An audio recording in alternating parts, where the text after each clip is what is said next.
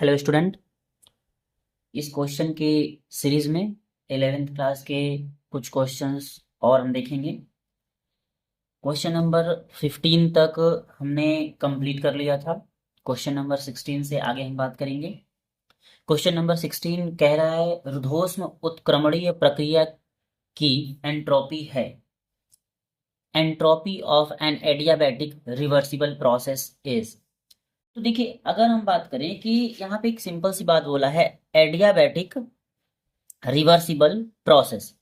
जब हम adiabatic reversible process की बात कर रहे हैं तो एडियाबैटिक रिवर्सिबल प्रोसेस में क्या होता है कि जब एडियाबैटिक की बात हो रही है इसका मतलब डेल्टा क्यू की वैल्यू क्या हो जाएगी, जीरो हो जाएगी। एडियाबैटिक का सिंपल सा मतलब होता है कि जो सिस्टम है और सराउंडिंग है इन दोनों के बीच किसी भी प्रकार की एनर्जी का एक्सचेंज नहीं हो रहा है। No exchange heat through the system and surrounding. ठीक है ना, सिस्टम और सराउंडिंग के बीच कोई भी हीट का एक्सचेंज नहीं हो रहा है, मतलब डेल्टा क्यू की वैल्यू क्या हो जाएगी, जीरो हो जाएगी। करते हैं एडियाबैटिक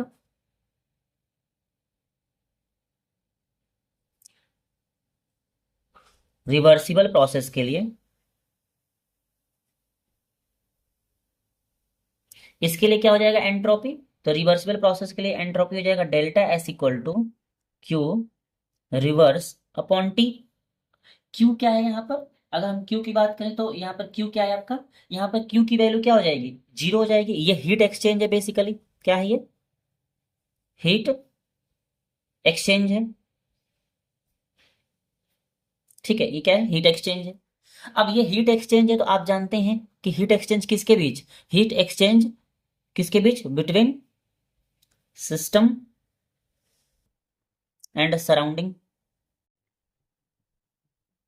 ठीक है, ये सिस्टम और सराउंडिंग के बीच क्या है, हीट एक्सचेंज है। तो सिस्टम और सराउंडिंग के बीच जब कोई हीट एक्सचेंज नहीं हो रहा है तो क्यू की वैल्यू क्या हो जाएगी, क्यू रिवर्स की वैल्यू क्या हो जाएगी, जीरो हो जाएगी। और जब क्यू रिवर्स की वैल्यू जीरो हो रही है तो यहाँ पर देखिए क्या हो जाएगा, डेल्टा एस की वैल्यू भी क्या हो जाएगी, जीरो हो जाएगी। तो यहाँ पे हीट एक्सचेंज क्या आएगा, अगर हीट एक्सचेंज जीरो हो रहा है तो यहाँ पे एंट्रोपी क्या होगी, the entropy of adiabatic reversible process क्या हो जाएगी, जीरो हो जाएगी। ऑप्शन नंबर सी हमारा क्या हो जाएगा, सही हो जाएगा। ठीक है, नेक्स्ट क्वेश्चन पे हम बात कर रहे हैं। इनमें क्या कह रहा है, ध्यान दीजिएगा। कह रहा है कि एक गैस को प्रतिवर्ती रुद्धोष्म परिस्थितियों में फैलाने की अनुमति दी जाती है। कौन ऐसी प्रक्रिया के लिए शून्य है। देखिए, a gas is allowed to expand under the reversible adiabatic condition, what is zero for such process. देखिए, एडियाबैटिक कंडीशन की फिर बात कर रहा है। एडियाबैटिक कंडीशन की अभी हमने बात करी कि एडियाबैटिक कंडीशन में क्या हो जाएगा, delta S equal to Q reverse upon T हो जाएगा। और delta delta S equal to क्या हो जाएगा, क्यू रिवर्स अपॉन टी होगा। तो क्यू यहाँ पे क्या हो जाएगा, एडियाबैटिक की वजह से क्यू क्या हो जाएगा, जीरो हो जाएगा। इसलिए हमारा ऑप्शन नंबर सी क्या होगा, हमारा सही होगा। ठीक है ना, ऑप्शन नंबर सी क्या होगा, हमारा सही होगा। ठीक है ना। क्वेश्चन नंबर 18 पे बात करते हैं। क्वेश्चन नंबर 18 में कह रहा है 283 केल्विन पर बर्फ पिघलने की प्रक्रिया के लिए डेल्टा जी का चिन्ह है। The sign of delta G for process of ice melting at 283 kelvin. अब देखिए, अगर मैं आपसे कहूं तो आइस का मेल्ट होना ये क्या है, सेल्फ कंडक्ट होता है। बेसिकली आप देखोगे कि आइस क्या होता है, अपने आप मेल्ट होती है, उसको हम कोई एक्सटर्नल एनर्जी अपनी तरफ से नहीं सप्लाई करते। तो देखिए यहाँ पर क्या हो जाएगा, जब कोई भी प्रोसेस सेल्फ कंडक्ट होता है तो वहां पे डेल्टा जी की वैल्यू क्या हो जाती है, होनी चाहिए नेगेटिव होनी चाहिए। डेल्टा जी की वैल्यू क्या होनी चाहिए, नेगेटिव होनी चाहिए। जब गिव्स फ्री एनर्जी नेगेटिव होगी तभी जाकर के कोई वैल्यू जो है या कोई प्रोसेस जो है वो क्या होगा, स्पॉन्टेनियस होगा। इसमें आपसे क्या हो जाएगा, जब इस प्रोसेस स्पॉन्टेनियस होगा तो उसके लिए डेल्टा जी की वैल्यू क्या होनी चाहिए, नेगेटिव होनी चाहिए। आज जब डेल्टा जी की वैल्यू नेगेटिव होगी इसका मतलब डेल्टा जी की वैल्यू क्या होगी, लेस देन जीरो होगी। इसलिए हमारा ऑप्शन सी क्या हो जाएगा, यहाँ पे सही हो जाएगा। ठीक है, क्वेश्चन नंबर 18 का ऑप्शन सी हमारा क्या होगा, सही होगा। नेक्स्ट क्वेश्चन पे बात करते हैं। किसी द्रव के वाष्पीकरण की प्रक्रिया के साथ साथ होती है, ये कह रहा है the process of evaporation of liquid is accompanied by. ठीक है, कह रहा है कि अगर कोई प्रोसेस है, ठीक है, इसमें अगर आप ध्यान से देखिए तो इंक्रीज इन इंथैल्पी। देखिए, अगर हम कहें आपसे कि कोई वेपोरेशन हो रहा है तो क्या उसमें इंथैल्पी इंक्रीज करेगी, तो देखिए देखने को मिलता है, सिंपल सी बात है, एंथैल्पी इंक्रीज करेगी, वेपराइजेशन हो रहा है, मतलब कोई लिक्विड से किस में जा रहा है, वेपर में जा रहा है, तो उसकी एनर्जी बढ़ेगी। Decrease in free energy, simple सी बात है, गिव्स फ्री एनर्जी क्या होगी, डिक्रीज होगी। गिव्स फ्री एनर्जी कम होगी तभी वेपराइजेशन का प्रोसेस हो पाएगा। इंक्रीज इन एंट्रोपी, एंट्रोपी देखिए अब क्या है कि लिक्विड से वेपर में जा रहा है तो उसके मॉलिक्यूल्स क्या होंगे, गैस में कन्वर्ट हो रहे हैं, तो लिक्विड से वेपर में जाने की वजह से उसकी एंट्रोपी क्या हो जाएगी, बढ़ जाएगी। और एक बात तो क्लियर है कि अगर किसी की एंट्रोपी बढ़ रही है, डेल्टा एस अगर इंक्रीज कर रहा है तो क्या होगा, आपका डेल्टा जी क्या करेगा, डिक्रीज करेगा। ये सिंपल सी बात है। और अगर आपको ये बात समझने में थोड़ी सी दिक्कत हो रही है तो ऐसे समझ लीजिए, आपने ये पढ़ा था delta G is equal to क्या होता है, delta H minus T delta S. ये बढ़ेगा तो देखो इसकी वैल्यू क्या हो जाएगी, नेगेटिव में आ जाएगी। तो इसलिए देखो सिंपल सी बात है कि एंट्रोपी अगर बढ़ती है तो ये क्या हो जाएगी, घटेगी, क्योंकि नेगेटिव वैल्यू है, ठीक है ना। नेगेटिव वैल्यू अगर बढ़ती है तो क्या होगा, नेगेटिव वैल्यू अगर बढ़ती है तो ये वाली वैल्यू क्या होगी, जी की वैल्यू क्या होगी, घटने लग जाएगी। अब देखिए ये भी सही है, ये भी सही है, और आप देख रहे हैं इंथैल्पी तो बढ़ेगी बढ़ेगी, सिंपल सी बात है भाई। आप देखो कि कोई लिक्विड में है, उस कोई मॉलिक्यूल को एनर्जी मिली तो उसकी तो इंथैल्पी क्या हुई, बढ़ी ना। तो इसलिए हमारा तीनों ऑप्शन क्या होगा, सही होगा। इसलिए ऑल ऑफ दिस क्या हो जाएगा, सही हो जाएगा, ठीक है। ऑप्शन नंबर डी क्या होगा, सही होगा, ठीक है। नेक्स्ट क्वेश्चन पे हम बात करते हैं, किरचॉफ के समीकरण में कौन सा कारक अभिक्रिया की उष्मा को प्रभावित करता है। In Kirchhoff's equation which factor effect the heat of reaction. देखिए हीट ऑफ रिएक्शन की जब हम बात करते हैं किरचॉफ लॉ में, जब हीट ऑफ रिएक्शन की बात करते हैं तो एक फॉर्मूला होता है, उस फॉर्मूले को हम कैसे, देखो डी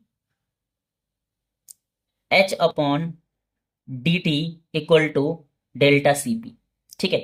तो कह रहा है कि ये इक्वेशन क्या शो करता है, तो heat of relation is depend on temperature. ये बेसिकली क्या शो कर रहा है, हीट ऑफ रिलेशन जो होता है किस पे डिपेंड करता है, टेम्परेचर के ऊपर डिपेंड करता है। तो Kirchhoff equation change of enthalpy, ठीक है ना, हीट रिलेशन को बताता है with the respect of temperature at constant pressure, ठीक है ना।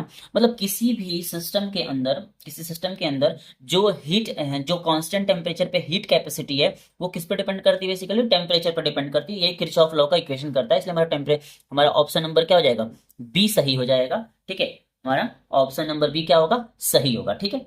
नेक्स्ट क्वेश्चन पे हम बात करते हैं, किसी यौगिक की एंथैल्पी किसके बराबर होती है, enthalpy of compound is equal.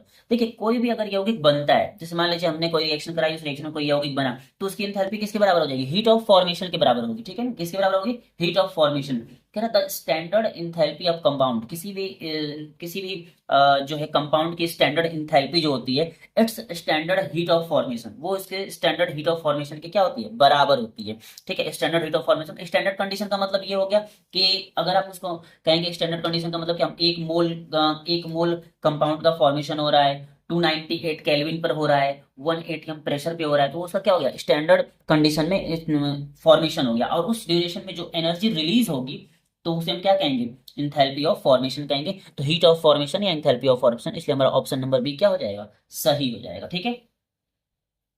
अब अगर कोई कहे कि इंथैल्पी ऑफ फॉर्मेशन क्या होता है, किसी कंपाउंड के एक मोल उनके कॉन्स्टिट्यूएंट पार्टिकल से बनने में जो एनर्जी रिलीज होती है या चेंज होती है या निकलती है, उसी को हम क्या बोलते हैं, हीट ऑफ फॉर्मेशन बोलते हैं।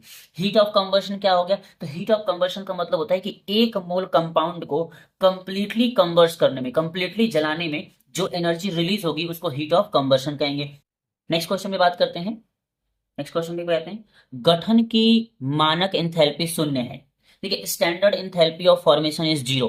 देखिए किसी भी अगर हम बात करते हैं किसी कंपाउंड की तो उसकी मानक एंथैल्पी जीरो कब होगी, तो जब वो अपने स्टेबल कंडीशन में रहेगा। जैसे देखिए ये O3 है, O3 जो है ऑक्सीजन का स्टेबल कंडीशन नहीं है, ऑक्सीजन की स्टेबल कंडीशन क्या है, O2 है, तो इसलिए इसकी एंथैल्पी तो जीरो, इंथैल्पी ऑफ फॉर्मेशन तो जीरो नहीं हो सकता, ठीक है। बी आर को देखिए, बी आर जो है गैस फॉर्म में, बी आर के फॉर्म में नहीं, Br2 के फॉर्म में पाया जाता है, लिक्विड फॉर्म में पाया जाता है, तो इसकी भी एंथैल्पी क्या हो जाएगी, स्टैंडर्ड एंथैल्पी जीरो नहीं होगी। स्टैंडर्ड एंथैल्पी ऑफ फॉर्मेशन इसकी क्या होगी, जीरो नहीं होगी।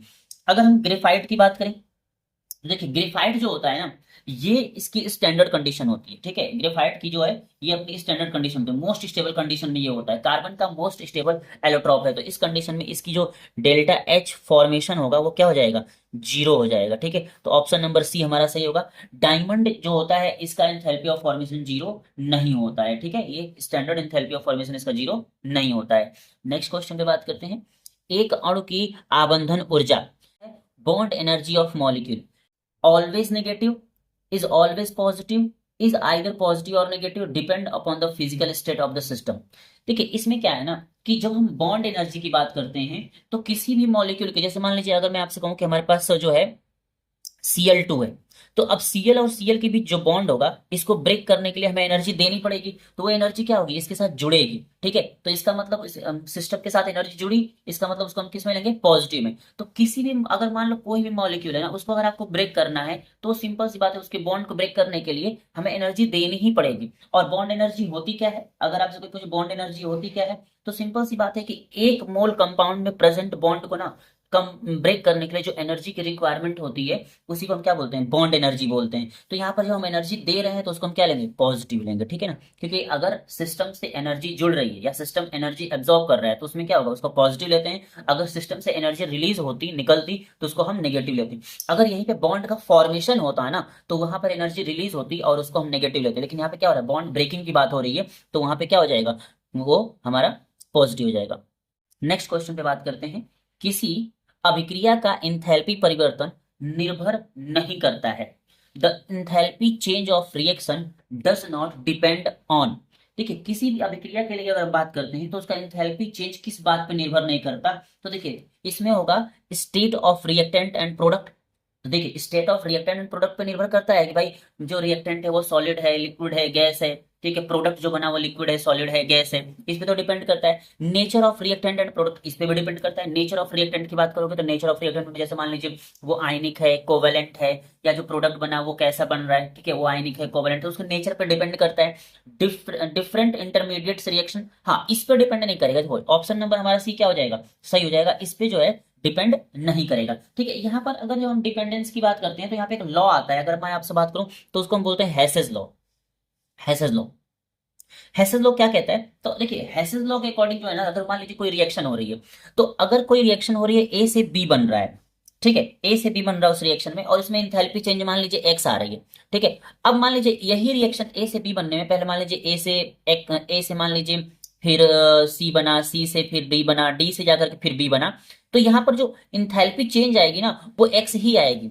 चाहे रिएक्शन एक स्टेप में हो चाहे एक से ज्यादा स्टेप में हो, उसका टोटल इंथैल्पी चेंज क्या आएगा, हमेशा सेम ही रहता है। ठीक है, तो इसलिए इसके इंटरमीडिएट पे जो है वो सी पे डिपेंड नहीं करेगा, डी पे डिपेंड नहीं करेगा, वो सिर्फ किस पे डिपेंड करेगा, ए और बी पे डिपेंड करेगा। तो इसलिए कह रहा है कि वो इंटरमीडिएट रिएक्शंस होती हैं उस पर डिपेंड नहीं करता, डिफरेंट इंटरमीडिएट पे डिपेंड नहीं करता। Initial and final enthalpy change of reaction इस पे भी डिपेंड करेगा। ठीक है, तो अब हम बात करते हैं क्वेश्चन नेक्स्ट क्वेश्चन की।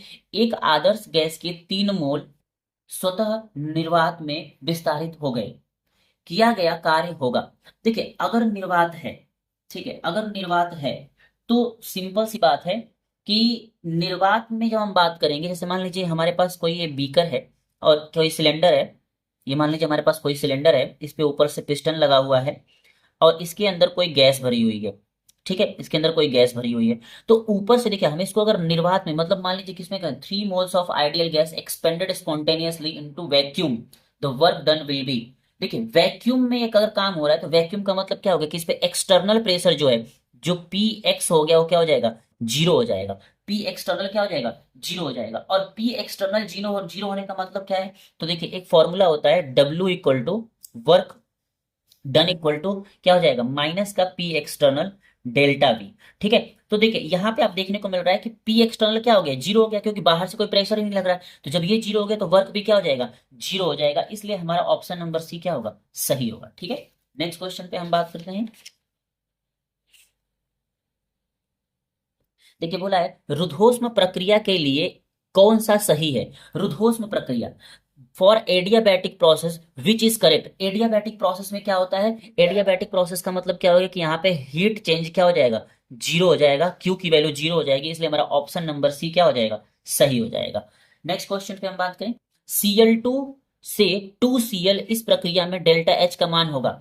देखिए Cl2 से 2Cl in the process value of delta H will be.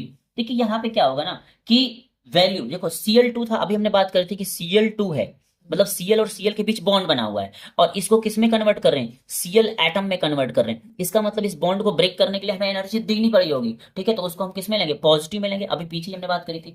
ठीक है, नेक्स्ट क्वेश्चन पे बात करते हैं। निम्न में से कौन अष्टक नियम का पालन करता है। अष्टक नियम क्या कहता है, अष्टक नियम के अनुसार कोई भी एटम तभी स्टेबल होता है जब उसकी बाहरी कोश में या आउटर सेल्स में 8 इलेक्ट्रॉन प्रेजेंट होते हैं। ठीक है, तो यहाँ पे देखते हैं किसके किसके पास 8 इलेक्ट्रॉन प्रेजेंट हैं। देखिए, अगर आप इसके बारे में बात करें तो इसका स्ट्रक्चर अगर बना लीजिए, तो सल्फर के आउटर सेल में 6 इलेक्ट्रॉन होते हैं, तो ये सल्फर हो गया, ये इसके पास ये लोन पेयर हो गया एक, और इसके पास ये और ये और हो गया। ठीक है ना, तो ये एफ हो गया, ये एफ हो गया, ये भी एफ हो गया, ये भी एफ हो गया। इसका सीसो मॉडल आ रहा है, देखिए। तो अब इसको अगर ध्यान से देखिए तो इसके पास दो, दो चार, दो छः, दो आठ, दो 10। सल्फर के पास देखिए 10 इलेक्ट्रॉन आ गए, तो ये भी ये ऑक्टेट रूल को फॉलो नहीं कर रहा है। ऐसे ही इसको बना करके देख लीजिए, तो इसका बनाएंगे आप तो क्या आ जाएगा, आई, और इस पे क्या हो जाएगा, बी आर। ठीक है, बी आर, बी आर, फिर यहाँ पे और यहाँ पे बी आर। ठीक है, अब इसके देखिए इसके पास टोटल कितने इलेक्ट्रॉन होते हैं, 7 इलेक्ट्रॉन्स होते हैं ना। तो देखिए 5 इलेक्ट्रॉन इसने यूज कर लिया, मान लीजिए एक लोन पेयर यहाँ पे प्रेजेंट है। ठीक है, तो अब देखिए इसका भी दो, दो चार, दो छः, दो आठ, दो 10, दो 12, इसको भी अगर आप देखें तो इसका इसका जो ऑक्टेट है वो एक्सटेंडेड ऑक्टेट है। इसके ऑक्टेट में कितने इलेक्ट्रॉन हो गए, 12 इलेक्ट्रॉन हो गए। इसका भी ऑक्टेट कैसा हो रहा था, एक्सटेंडेड ऑक्टेट ही हो रहा था। ठीक है, अब अगर आप इसको देखें नाइट्रोजन को, तो नाइट्रोजन के आउटर सेल में कितने इलेक्ट्रॉन होते हैं, नाइट्रोजन के आउटर सेल में देखिए 7 होता है, 2,5 5 इलेक्ट्रॉन्स होते हैं, और इसने 3 इलेक्ट्रॉन गेन किए हैं। देखिए 3 नेगेटिव चार्ज इस पे, 3 इलेक्ट्रॉन इसने गेन किए हैं, तो कितना हो गया, 8 इलेक्ट्रॉन हो गया। मतलब हमारा ऑप्शन नंबर बी क्या हो जाएगा, सही हो जाएगा। ठीक है, और अगर आप बात करते हैं लेड की कंडीशन में, तो लेड के कंडीशन में अगर बात करें तो लेड के आउटर सेल में कितने इलेक्ट्रॉन होते हैं। तो देखिए लेड किस किस ग्रुप का एलिमेंट है, तो हम जानते हैं कि chemistry sir given SN PV, SN PV। ठीक है, chemistry sir given SN PV। तो SN PV देखिए, अगर SN PV की हम बात करें, पीवी किस में आ रहा है, कार्बन वाले ग्रुप में आ रहा है। तो कार्बन के वैलेंस शेल में कितने इलेक्ट्रॉन होते हैं, 4 इलेक्ट्रॉन होते हैं, तो पीवी में भी कितने इलेक्ट्रॉन होंगे, 4 इलेक्ट्रॉन होंगे। और इसने 4 इलेक्ट्रॉन अपने निकाल दिए हैं, तो क्या हो जाएगा, देखिए 4 इलेक्ट्रॉन थे इसकी वैलेंस शेल में, निकाल कितने दिए, 4, 4 निकाल दिए, तो इसके वैलेंस शेल में कितने इलेक्ट्रॉन बचे, बचे 0 बचे। तो इसके वैलेंस शेल में कितने इलेक्ट्रॉन हो गए, देखिए 4 इलेक्ट्रॉन इसके पास थे, 4 में से 4 इसने निकाल दिए, तो इसके वैलेंस सेल में कितने इलेक्ट्रॉन बचे, 0। तो इसलिए ये भी हमारा ऑक्टेट रूल को फॉलो नहीं कर रहा है। ठीक है, तो हमारा ऑप्शन नंबर बी हो जाएगा, N3 नेगेटिव क्या होगा, ये ऑक्टेट को फॉलो कर रहा है। ठीक है, ऑक्टेट रूल को फॉलो कर रहा है। ठीक है, नेक्स्ट क्वेश्चन पे हम बात करते हैं, निम्नलिखित में से कौन तत्व अष्टक नियम का पालन कभी नहीं करता है, which of the following elements will never obey octet rule. कौन सा इसमें से है जो ऑक्टेट रूल को कभी फॉलो नहीं करता। तो ऑक्टेट रूल का मतलब क्या है, देखिए अगर हम बात करते हैं कि एलिमेंट्स हैं जो इलेक्ट्रॉन ले करके या दे करके अपने आउटर सेल में 8 इलेक्ट्रॉन कंप्लीट करते हैं। ठीक है, जैसे ये देखिए 1 इलेक्ट्रॉन लेकर के 8 F नेगेटिव बना लेगा तो 8 इलेक्ट्रॉन हो जाएगा। ये जो है 2 इलेक्ट्रॉन लेकर के S2 नेगेटिव बना लेगा, 1 इलेक्ट्रॉन दे करके Na पॉजिटिव बना लेगा, तो इसका ऑक्टेट कंप्लीट हो जाएगा। लेकिन हाइड्रोजन जो है, चाहे ये 1 इलेक्ट्रॉन ले चाहे दे, ये ऑक्टेट नहीं कंप्लीट होगा इसका, इसलिए हमारा ऑप्शन नंबर डी क्या होगा, सही होगा। ठीक है, नेक्स्ट क्वेश्चन पे बात करते हैं, निम्न में से कौन अष्टक नियम का अपवाद नहीं है, which is not an exception to octet rule. इसमें से ऑक्टेट रूल का एक्सेप्शन कौन नहीं है। जैसे मान लीजिए अगर मैं आपसे कहूं कि BF3 की बात करें, तो BF3 में क्या हो जाएगा, BF3 को अगर आप देखें तो इसके पास कितने इलेक्ट्रॉन हो रहे हैं, 6 ही इलेक्ट्रॉन हो पा रहे हैं। तो देखिए ये तो ऑक्टेट रूल को फॉलो ही नहीं कर रहा, एक्सेप्शन है उसका। फिर इसमें बात करिए BeI2 में बात करिए, इसके पास देखिए इसके पास भी 4 इलेक्ट्रॉन हो रहे हैं, तो ये भी एक्सेप्शन है ऑक्टेट रूल का। ClO2 की बात करिए, तो ClO2 में अगर आप देखो तो Cl का स्ट्रक्चर अगर बनाएंगे इसका, तो Cl के वैलेंस शेल में कितने इलेक्ट्रॉन होते हैं, 7 इलेक्ट्रॉन होते हैं। ठीक है, और यहाँ पर कितने बॉन्ड बनाएगा, देखिए एक ये बन गया, एक ये बन गया, कितने इलेक्ट्रॉन यूज कर लिए, 1 2 3 4 यूज कर लिए, बचे कितने, 3। तो एक लोन पेयर हो गया, और एक इसके पास देखिए ये ऑड इलेक्ट्रॉन सिस्टम हो गया। तो ऑड इलेक्ट्रॉन सिस्टम होने की वजह से देखिए ये भी जो है ऑक्टेट रूल को फॉलो नहीं कर रहा है, उसका एक्सेप्शन हो गया ये। ठीक है ना, तो हमारा इसमें देखिए एसएन में देखिए, तो एसएन के पास कितने इलेक्ट्रॉन होते हैं वैलेंस शेल में। तो अभी हमने बात करी थी एसएन किस में आता है, chemistry sir given SN PV। ठीक है, तो इसके वैलेंस शेल में कितने इलेक्ट्रॉन आते हैं, 4 आते हैं, और 4 Cl जुड़ गया, टोटल कितने हो गए, 8 हो गए। ठीक है, तो 8 इलेक्ट्रॉन सिस्टम को ये मतलब ऑक्टेट रूल को ये क्या कर रहा है, फॉलो कर रहा है। जैसे आप देखिए यहाँ पर इसने Cl के साथ इलेक्ट्रॉन की शेयरिंग कर ली, तो इसके पास टोटल इलेक्ट्रॉन कितने हो गए वैलेंस शेल में, 8 इलेक्ट्रॉन हो गए, इसलिए ऑप्शन नंबर बी हमारा क्या हो जाएगा, सही हो जाएगा। नेक्स्ट क्वेश्चन देखते हैं क्या है, an oxide of chlorine which is an odd electron molecule is, which is an odd electron molecule, odd electron molecule की बात कर रहा है। देखिए अभी हमने बात करी थी ऑड इलेक्ट्रॉन मॉलिक्यूल निकालते कैसे हैं, थोड़ा सा ये हम समझ लेते हैं। तो देखिए आपका क्या है, ClO2 है, तो ClO2 है तो ध्यान दीजिए ClO2। अब अगर हम आपसे कहें कि Cl के पास इलेक्ट्रॉन कितने होते हैं, तो इसके पास वैलेंस सेल में 7 इलेक्ट्रॉन होते हैं। और यहाँ पर ऑक्सीजन कितना है, ऑक्सीजन के वैलेंस सेल में कितने इलेक्ट्रॉन होते हैं, तो ऑक्सीजन के वैलेंस सेल में अगर आप देखेंगे तो 6 इलेक्ट्रॉन होते हैं, 6 इलेक्ट्रॉन होते हैं। तो यहाँ पे कितने ऑक्सीजन है, 2। तो क्या हो जाएगा, 6 × 2 हो जाएगा, कितना हो जाएगा, ये हो गया आपका 12 और 6, क्या 12 और 7 19 हो गया, ठीक है। इसके पास कितने इलेक्ट्रॉन हो गए, 19 हो गए। बाकियों का देख लेते हैं। देखिए इसका इसका देखिए, अगर हम इसको निकालें तो इसके पास Cl के पास देखिए कितना हो जाएगा, 7 और 2 Cl है तो 14 हो जाएगा। और ये देखिए ऑक्सीजन, ऑक्सीजन के वैलेंस सेल में 6 इलेक्ट्रॉन होता है, 6 इलेक्ट्रॉन मतलब कितना हो गया, 36 हो गया, ठीक है। 6 इलेक्ट्रॉन भी होते हैं और 6 से मल्टीप्लाई करेंगे 36 आ गया। तो टोटल करेंगे तो कितना आ जाएगा, 50 आ जाएगा। देखिए ये इवन है, ठीक है, ये भी इवन आ रहा है। यहाँ पे देखिए, यहाँ पे अगर निकालते हैं तो ये क्या हो जाएगा, Cl2 तो 14 हो गया, और इसके में 6 हो गया तो कितने हो गए, 20 हो गए, ये भी इवन आ रहा है। इसका निकाल लीजिए, ये 14 हो गया प्लस ये कितना हो जाएगा, ये हो जाएगा आपका 42, ठीक है। तो 42 हो गया तो इसमें कितने आ गए, इसमें आ गए 56। देखिए ये भी ऑड इवन आ रहा है, ये देखिए ये ऑड आ रहा है 19, तो ये ऑड आ रहा है 19। तो इसलिए हमारा ऑप्शन नंबर ए क्या हो जाएगा, सही हो जाएगा। इसी में ऑड इलेक्ट्रॉन मॉलिक्यूल है, इसी को ऑड इलेक्ट्रॉन मॉलिक्यूल बोलते हैं, ठीक है। देखिए ये सभी इवन आ रहे थे, ये क्या आ गया, ऑड आ गया। नेक्स्ट क्वेश्चन पे हम बात करते हैं। HgCl2 में केंद्रीय परमाणु की संकरण अवस्था है, the hybridization state of the central atom in HgCl2। देखिए HgCl2 का अगर हम स्ट्रक्चर बनाते हैं तो Hg और Cl और Cl, इसके पास कितने बॉन्ड पेयर हैं, लोन पेयर इसके पास 0 हो गया, बॉन्ड पेयर कितने हैं, 2 हैं। तो बॉन्ड पेयर 2 होने का मतलब क्या हुआ कि इसके पास जो है जेड की वैल्यू 2 आ गई, इसमें हाइब्रिडाइजेशन क्या हो जाएगा, sp हो जाएगा। क्या हाइब्रिडाइजेशन हो जाएगा, sp। हमारा ऑप्शन नंबर ए क्या हो जाएगा, सही हो जाएगा। नेक्स्ट क्वेश्चन पे बात करते हैं। AlI3 में केंद्रीय परमाणु की संकरण अवस्था है, केंद्रीय परमाणु की संकरण अवस्था पूछ रहे हैं हमसे, the hybridization state of the central atom in AlI3। तो AlI3 में अगर हम बात करें तो Al और इसके साथ 3 I जुड़े हुए हैं, तो देखिए एक आई ए हो गया, एक आई ए हो गया, एक आई ये हो गया। तो एल्यूमिनियम के आउटर सेल में 3 इलेक्ट्रॉन होते हैं, तो लोन पेयर इसके पास क्या हो जाएंगे, 0 हो जाएंगे। बॉन्ड पेयर 1 2 3, सिग्मा बॉन्ड क्या होता है, काउंट करते हैं तो सिग्मा बॉन्ड पेयर कितने हो गए, सिग्मा बॉन्ड पेयर कितने हो गए, 3 हो गए। तो टोटल कर देंगे तो कितना आ जाएगा, 3 ही आएगा, तो जेड की वैल्यू 3 आ गई। देखो सबसे पहले इलेक्ट्रॉन किस में एंटर करता है, एस में एंटर करता है, तो एक एस ऑर्बिटल हो गया, एस के पास एक ही ऑर्बिटल होता है, बचा कितना यहाँ पे 2। तो बाकी 2, इसके बाद पी आते हैं तो पी को दे देंगे, तो हाइब्रिडाइजेशन क्या आ जाएगा, sp2 आ जाएगा। ऑप्शन नंबर सी हमारा क्या हो जाएगा, सही हो जाएगा। देखिए जो भी वैल्यू आती है ना, यहाँ पे क्या क्या लेते हैं, लोन पेयर लेते हैं और सिग्मा बॉन्ड लेते हैं। तो लोन पेयर और सिग्मा बॉन्ड को हम टोटल कर देंगे, टोटल करने के बाद जो वैल्यू आएगी, सबसे पहले ऑर्बिटल इलेक्ट्रॉन जो है किस में जाते हैं, एस में जाते हैं, तो इसलिए एस को ले लेंगे, और एस में एक ही ऑर्बिटल होता है इसलिए एस को ले लिया। फिर पी में कितने ऑर्बिटल होते हैं, 3, तो जितना बचा है उसमें से पी को दो, तो यहाँ पे 2 ही बचा था इसलिए मैंने पी को 2 दे दिया, ठीक है। तो इसलिए sp2 आया। अगर मान लीजिए यहाँ पे 4 होता, हम तो यहाँ पे 3 p के इन्वॉल्व होते तो यहाँ पे sp3 हो जाता। अगर मान लीजिए यहाँ पे 5 होता तो एक s, 3p और एक d का हो जाता, तो sp3d हो जाता, ठीक है। नेक्स्ट क्वेश्चन पे बात करते हैं। C3O2 में कार्बन की संकरण अवस्था है, in C3O2 the hybridization state of carbon is. तो देखिए इसके स्ट्रक्चर को देख लेते हैं एक बार। तो C double bond C double bond C double bond O और डबल बॉन्ड O।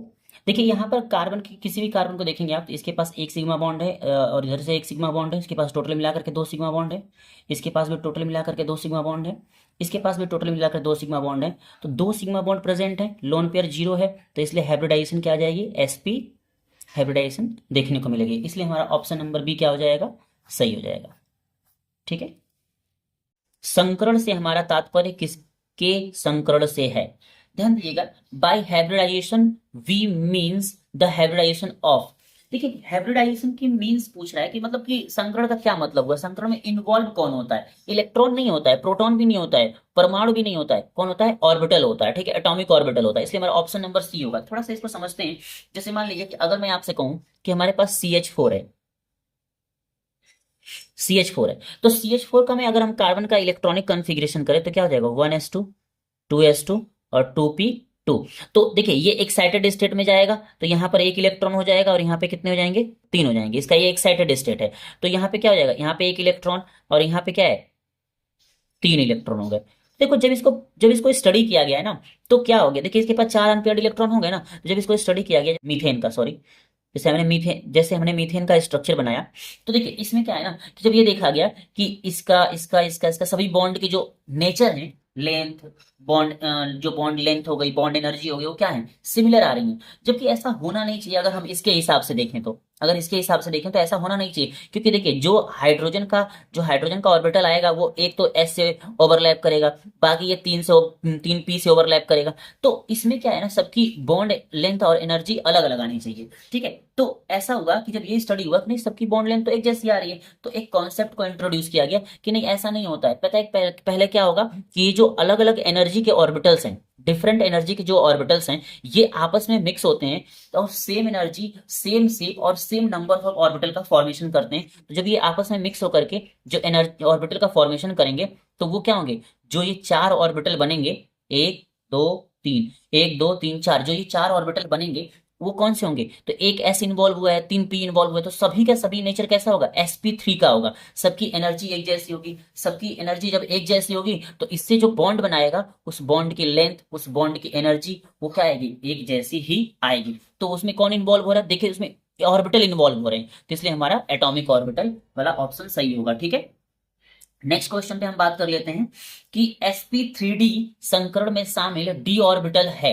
देखिए sp3d संकरण में जब शामिल की बात करते हैं तो dz² शामिल होता है। बी ऑप्शन हमारा इसमें क्या हो जाएगा, सही हो जाएगा। क्योंकि अगर देखिए sp3d की अगर आप बात करेंगे ना, तो इसमें कुछ आपको इस तरीके का देखने को मिलेगा, इस तरीके का ज्योमेट्री देखने को मिलेगी।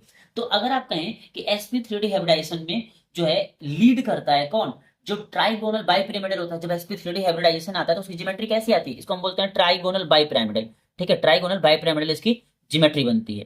तो जब इसकी ज्योमेट्री ट्राइगोनल बाइपिरामिडल बनती है तो जो जेड डीजेड स्क्वायर होता है, जो डीजेड स्क्वायर होता है ऑर्बिटल, वही इन्वॉल्व होता है। ऐसा क्यों होता है, क्योंकि इसका जो लोब होता है, जिसका ओरिएंटेशन जो होता है वो जेड एक्सिस के अलोंग होता है, इसलिए इसी ये क्या होता है, इन्वॉल्व होता है उसमें, ठीक है। ये एक्सिस पे प्रेजेंट होता है, ठीक है ना, एक्सियल प्रेजेंट होता है, इसलिए इसका इन्वॉल्वमेंट देखने को मिलता है। ऑप्शन नंबर बी क्या हो जाएगा, सही हो जाएगा, ठीक है।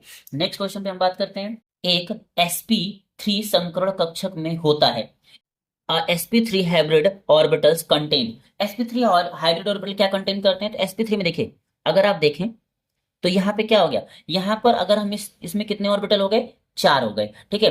तो अगर हम 100% लेकर के और उसको चार से डिवाइड करें तो 25% ईच आएगा।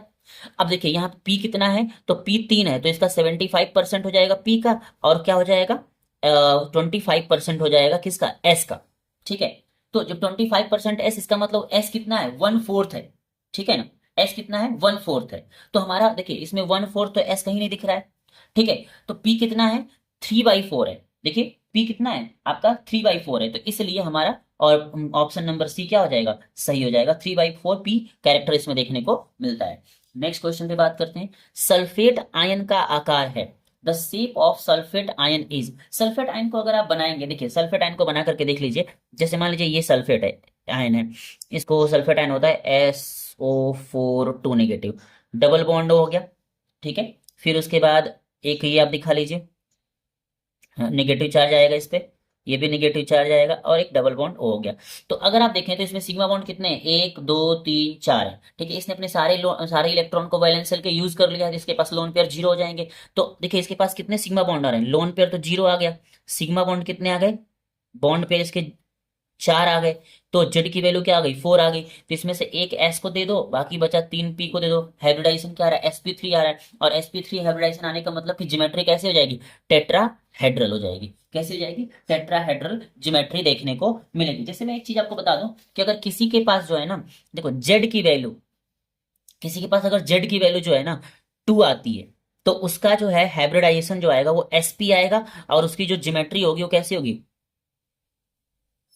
लीनियर होगी, ठीक है। और अगर किसी के पास इसकी वैल्यू 3 आती है तो sp2 होगा, ठीक है। और उसकी ज्योमेट्री कैसी होगी, उसकी ज्योमेट्री हो जाएगी आपकी ट्राइगोनल प्लेनर, ठीक है।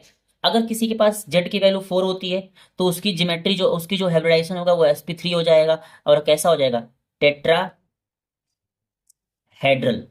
अगर किसी के पास जेड की वैल्यू 5 आती है तो उसका हाइब्रिडाइजेशन sp3d हो जाएगा और उसकी ज्योमेट्री कैसे हो जाएगी, ट्राई गोनल बाई पिरामिडल। ठीक है, अगर किसी के पास ये ज्योमेट्री इसकी वैल्यू 6 आ जाती है तो वो sp3d2 होगा और इसको बोलेंगे ऑक्टा हेड्रल। और अगर मान लीजिए कि जेड की वैल्यू किसी के पास क्या आ जाती है, 7 आ जाती है, ठीक है, तो इसका हाइब्रिडाइजेशन क्या हो जाएगा, sp3d3। और इसकी ज्योमेट्री कैसी आएगी, इसकी ज्योमेट्री आ जाएगी pentagonal bi pyramidal, pentagonal bi pyramidal. ठीक है, तो ये जो है आपको देखने को मिलेगा। बट ज्योमेट्री के केस में जो है लोन पेयर को कंसिडर नहीं किया जाता है, ठीक है ना। ज्योमेट्री के केस में लोन पेयर को कंसिडर नहीं किया जाता है, सिर्फ जब हम शेप को डिसाइड करते हैं तब लोन पेयर को कंसिडर करते हैं। और लोन पेयर की प्रेजेंस में जो शेप होती है वो क्या हो जाती है, चेंज हो जाती है। अगर किसी भी मॉलिक्यूल के पास जो है लोन पेयर 0 है तो जो उसकी ज्योमेट्री होगी वही उसकी शेप होगी। ठीक है, तो ये आप देख सकते हैं। नेक्स्ट क्वेश्चन पे बात करते हैं, निम्नलिखित किस यौगिक में 4 बंध युग्म और एक एकाकी युग्म है। 4 बंध युग्म और एक एकाकी युग्म की हम बात करते हैं। तो देखिए, अगर मैं आपसे कहूं कि NH4 में कितने हैं, देखिए NH4 के पास आउटर सेल में कितने इलेक्ट्रॉन होते हैं, नाइट्रोजन के आउटर सेल में इलेक्ट्रॉन होते हैं 5। ठीक है, 2,5 5 इलेक्ट्रॉन होते हैं। 5 में से देखिए इसने क्या कर लिया है कि इसने बॉन्डिंग कैसे करी है। वैसे तो ये 3 इलेक्ट्रॉन यूज करता है बॉन्ड करने के लिए, एक इसके पास लोन पेयर होता है, वो इसने हाइड्रोजन आयन को देकर के बॉन्ड कर लिया, तो लोन पेयर इसके पास 0 हो गया। अब देखिए यहाँ पर बात कर लिए Cl4 में, तो आई देखो Cl4 में बात करोगे तो ऐसे ही इसमें भी देखने को मिलेगा। जब आप आई वाला केस देखोगे तो आई के साथ कितने Cl जुड़े हुए हैं, 1 2 3 और 4, तो 4 Cl जुड़े हुए हैं। अब देखो इसके पास इसके वैलेंस सेल में कितने इलेक्ट्रॉन होते हैं, 7 होते हैं, 4 जुड़े हुए हैं तो, और इस पे एक नेगेटिव चार्ज है तो 8 हो गए। ठीक है, इसके वैलेंस सेल में कितने इलेक्ट्रॉन होते हैं, 7 होते हैं, और इस पे एक नेगेटिव चार्ज है तो 8 हो गए। 8 में से 4 यूज कर लिया तो 2 लोन पेयर बचे। ठीक है, देखिए 2 लोन पेयर यहाँ पे दिखाई देगा आपको, तो इसके पास ये भी सही नहीं होगा। इसको देखिए इसमें क्या होगा, SF। SF में अगर इसमें देखें तो इसमें क्या हो जाएगा, 1 2 3 4, एफ एफ एफ और एफ। और इसके पास देखिए एक लोन पेयर होगा, क्योंकि इसके आउटर सेल में 6 होते हैं, 4 यूज कर लिया, एक लोन पेयर बचा, तो यही हमारा ऑप्शन सी क्या हो जाएगा, सही हो जाएगा। ठीक है, इसमें XeF4 में देखिए इसके वैलेंस सेल में 8 इलेक्ट्रॉन होते हैं, 4 यूज कर लिया है, 4 बचे, मतलब 2 लोन पेयर हो गया। ठीक है, तो ऑप्शन नंबर सी हमारा क्या होगा, सही। नेक्स्ट क्वेश्चन पे बात करते हैं, विच of the following molecule has the longest nitrogen nitrogen bond. ठीक है, इसने ये पूछा है कि जो ये मॉलिक्यूल दिए हुए हैं, जैसे N2H4 है, N2 है, N2F2 है, ऑल ऑफ दीज। देखिए इसमें पूछ रहा है कि नाइट्रोजन नाइट्रोजन के बीच में ना किसका बॉन्ड सबसे ज्यादा लंबा होगा, किसकी लेंथ सबसे ज्यादा होगी। देखिए नाइट्रोजन का अगर हम स्ट्रक्चर ड्रॉ करते हैं तो N और N के बीच में क्या आता है, ट्रिपल बॉन्ड आता है। ठीक है, अगर हम यहाँ पर N2F2 की ड्रॉ करते हैं स्ट्रक्चर तो क्या आएगा, यहाँ पर नाइट्रोजन नाइट्रोजन के बीच डबल बॉन्ड आएगा। यहाँ पर हम N2H4 के बीच ड्रॉ करते हैं तो यहाँ पे क्या आएगा, N और N के बीच सिंगल बॉन्ड आएगा। तो देखिए जहाँ पर बॉन्ड ऑर्डर ज्यादा होता है ना, वहाँ पे बॉन्ड की लेंथ क्या होती है, कम होती है। देखिए यहाँ पे बॉन्ड ऑर्डर क्या है, 3 है, तो यहाँ पे लेंथ क्या हो जाएगी, सबसे कम हो जाएगी। यहाँ पर 2 है तो ये इससे इससे क्या होगी, थोड़ी सी ज्यादा इसकी लेंथ होगी। और यहाँ पे एक ही बॉन्ड है तो इसकी लेंथ सबसे ज्यादा देखने को मिलेगी, तो इसलिए हमारा ऑप्शन नंबर क्या हो जाएगा, ए सही हो जाएगा। नेक्स्ट क्वेश्चन पे हम बात करते हैं, निम्न में से किस अणु में कार्बन कार्बन बंध ऊर्जा का मान उच्चतम है। Which of the following molecule has highest value of carbon carbon bond energy. तो देखिए अगर किसी का बॉन्ड ऑर्डर ज्यादा आता है तो उसकी बॉन्ड लेंथ क्या होती है, कम हो जाती है और उसका बॉन्ड एनर्जी बढ़ जाती है। मतलब अगर हम बात करें तो देखिए बॉन्ड लेंथ जो होती है ना, बॉन्ड लेंथ जो होती है वो डायरेक्टली प्रोपोर्शनल होती है 1 बॉन्ड एनर्जी के। ठीक है, बॉन्ड एनर्जी की क्या होती है, इनवर्सली प्रोपोर्शनल होती है। लेंथ जितना ज्यादा होगी एनर्जी उतनी क्या हो जाएगी, कम हो जाएगी। और दूसरी बात अगर हम कहें तो जो बॉन्ड लेंथ जो होती है वो बॉन्ड एनर्जी के इन्वर्सली प्रोपोर्शनल होती है, और जो बॉन्ड लेंथ होती है वो बॉन्ड ऑर्डर के इन्वर्सली प्रोपोर्शनल होती है। बॉन्ड ऑर्डर जितना ज़्यादा होगा लेंथ उतनी क्या हो जाएगी, कम हो जाएगी। ठीक है, तो हम कह सकते हैं कि यहाँ पे बॉन्ड लेंथ जो होती है वो किसके, बॉन्ड ऑर्डर के इन्वर्सली प्रोपोर्शनल होती है। तो बॉन्ड ऑर्डर के इनवर्सली प्रोपोर्शनल होती है। तो एक तरीके जो बॉन्ड बॉन्ड ऑर्डर होता है वो इनवर्सली प्रोपोर्शनल होता है बॉन्ड लेंथ के, ठीक है, और डायरेक्टली प्रोपोर्शनल होता है बॉन्ड एनर्जी के। ठीक है, अगर बॉन्ड ऑर्डर बढ़ता है तो बॉन्ड लेंथ घटेगी और बॉन्ड एनर्जी क्या हो जाएगी, बढ़ जाएगी। तो देखिए इसी से हम बात करते हैं कि यहां पर अगर हम बात करें, देखिए ये क्या है, C2H4 का स्ट्रक्चर क्या हो जाएगा, CH2 डबल बॉन्ड CH2। यहाँ पे C2H2 है तो यहाँ पे क्या हो जाएगा, CH ट्रिपल बॉन्ड CH। यहाँ पर देखिए C3H8 है तो यहाँ पे क्या हो जाएगा, CH3 CH2 और CH3। ठीक है, यहाँ पे क्या हो जाएगा, C2H6 है तो यहाँ पे हो जाएगा CH3 और CH3। ठीक है, तो देखिए यहाँ पे सबसे ज्यादा बॉन्ड ऑर्डर किस में देखने को मिल रहा है, तो यहाँ पे कार्बन कार्बन के बीच में बॉन्ड ऑर्डर सबसे ज्यादा देखने को मिल रहा है। यहाँ पे ट्रिपल बॉन्ड है तो इसलिए इस कार्बन कार्बन की बंद ऊर्जा सबसे क्या हो जाएगी, ज्यादा हो जाएगी, क्योंकि बॉन्ड ऑर्डर जो होता है वो डायरेक्टली प्रोपोर्शनल होता है बॉन्ड एनर्जी के। तो हमारा ऑप्शन नंबर सी क्या हो जाएगा, सही हो जाएगा।